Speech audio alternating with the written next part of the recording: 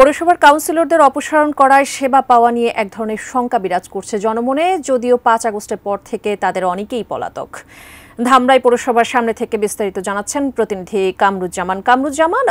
Councillor অফিসের যারা বা পৌরসভাতে যারা সেবা নিতে যাচ্ছেন সেই নাগরিকরা কি বলছেন, আসলে এই শঙ্কার উত্তরণে তারা কতটা শঙ্কিত? এই মুহূর্তে দাঁড়িয়ে রয়েছি ধামরাই পৌরসভার ঠিক সামনে। ধামরাই পৌরসভায় কিন্তু গেল ৫ই আগস্টের পর থেকে ব্যাপক উত্তেজনা ছিল এবং পৌরসভার যে অগ্নিসংযোগ এবং লুটপাটের মতো কিন্তু ঘটনা ঘটেছে, যে কারণে কিন্তু পৌরসভার এই আসবাবপত্র, কম্পিউটার এবং সেবা নেওয়ার বিভিন্ন যন্ত্রপাতিও তারা কিন্তু লুটপাট করে নিয়ে গেছে।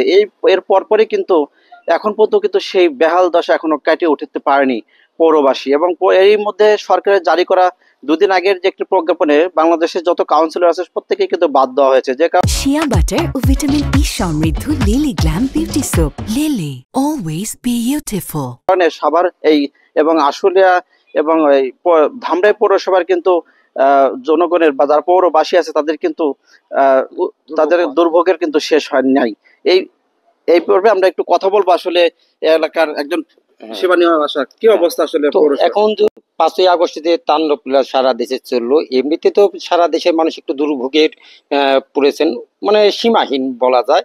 আর এর মধ্যে আবার যেহেতু নাগরিক সুবিধার জন্য যে বর্তমানে স্থানীয় সরকার হিসেবে কাউন্সিলর, মেয়র সাহেবের বা ইউনিয়ন পরিষদ চেয়ারম্যান মেম্বার আমাদের সাধারণ যায়, ট্রেড লাইসেন্স, জন্ম নিবন্ধন, যত এভরিথিং যা স্থানীয় কাজপত্র সারা।